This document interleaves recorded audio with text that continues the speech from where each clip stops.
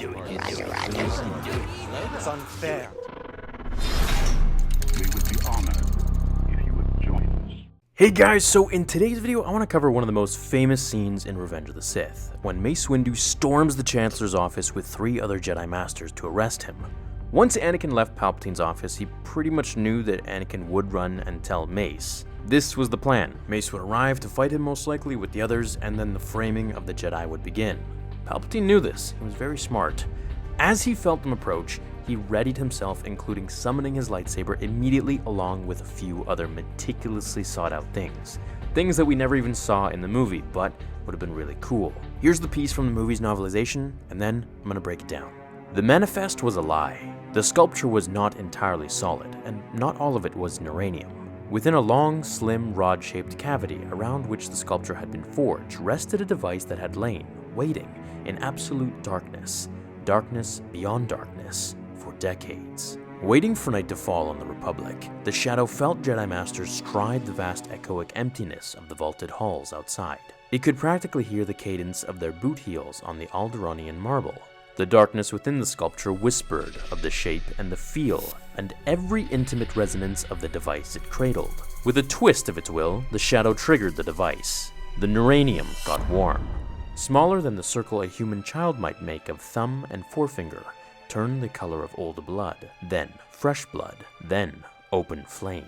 Finally, a spear of scarlet energy lanced free, painting the office with the color of stars seen through the smoke of burning planets. The spear of energy lengthened, drawing with it out from the darkness the device. Then the scarlet blade shrank away, and the device slid itself within the softer darkness of a sleeve.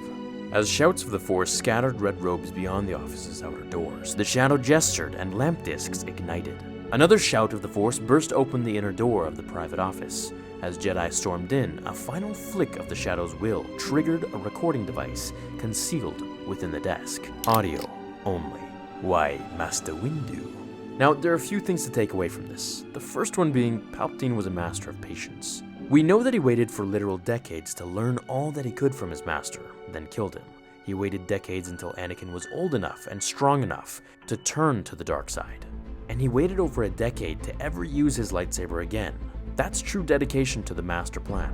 And before people realized what was going on, it was already too late. I think Palpatine's cunning is extraordinary. Something else that I want to mention here is the imagery. That statue was made of neuranium, at least part of it, so breaking it open wasn't going to happen. He used the Force to activate his lightsaber and move it perfectly horizontal to pierce through the structure, just like Qui-Gon did against the door in The Phantom Menace. Only in this case, he actually broke through. As he summoned it, he heard them using the Force, which is another interesting thing to note and point out, that the author speaks of the Force as if it speaks and makes noises. Perhaps to Force sensitives, it does. Just before the Jedi Masters barge in, Palpatine turns on the sound recording device, which is how he frames them. If you all haven't seen one of my other videos, it explains all of this in detail. Sidious was as brilliant as he was powerful, and psychotic. It all would have worked too, had Luke not saved his father. So what do you guys think of Palpatine breaking his statue like this? Do you think we should have seen that on screen, or is it better left out and just put in the books?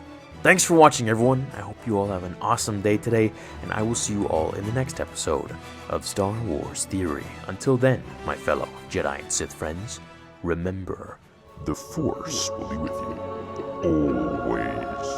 Now, fulfill